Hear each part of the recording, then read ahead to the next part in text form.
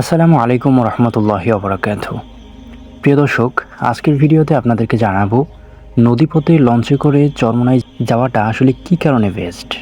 আসলে নদীপথে যখন আপনি চরমোনাই যাবেন তখন আপনার যে উপকারটা হবে সেটা হলো নদীর দিকে আপনার তাকিয়ে থাকতে থাকতে আপনার মনটা, আপনার মাইন্ডটা ফ্রেশ হয়ে যাবে, যার কারণে আপনি ইবাদতে খুব দ্রুত মন বসাতে পারবেন।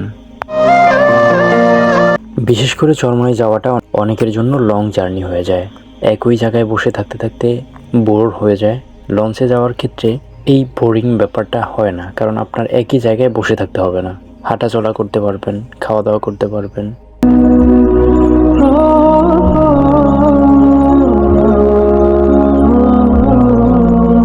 তবে এবার চরমোনাই এসে আমার নতুন একটি অভিজ্ঞতা হলো, এরকম মেশিনের মাধ্যমে গর্ত করার সিস্টেম এর আগে আমি কখনো দেখিনি।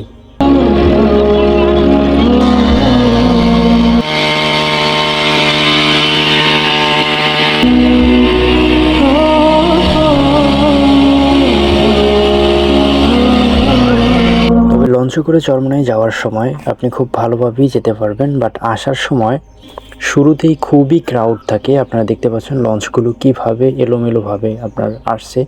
তবে শুকরিয়ার বিষয় হলো এত লঞ্চ থাকা সত্ত্বেও এত লঞ্চ আপনার কোনো রকমের সংঘর্ষ বা দুর্ঘটনা হয় না।